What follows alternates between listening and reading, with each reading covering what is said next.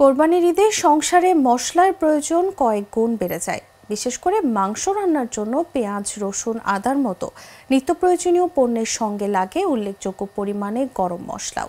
তবে এসব পণ্যের ক্রেতাদের জন্য দুঃসংবাদ বাজারে।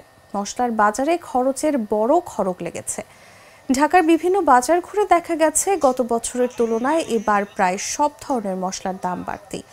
রাজধানীর বাজারে দেশি পেঁয়াজ দামের দিক থেকে শতক ছুঁই করছে। তবে মোটা দাগে খুচরা বিক্রি হচ্ছে ৯০ টাকা, যা এক সপ্তাহ আগে ৮০ টাকা আর এক মাস আগে ৬০ টাকা ছিল।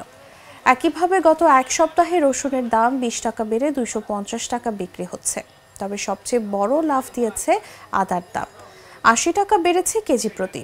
এখন বিক্রি হচ্ছে ৩২০ থেকে ৩৩০ টাকা, যা এক সপ্তাহ আগে ২৪০ থেকে ২৫০ টাকা ছিল।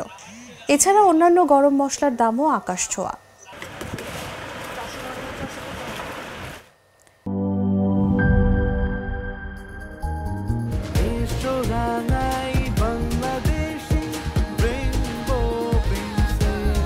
রেইনবো পেইন্টস, ছড়াও জীবনের রং।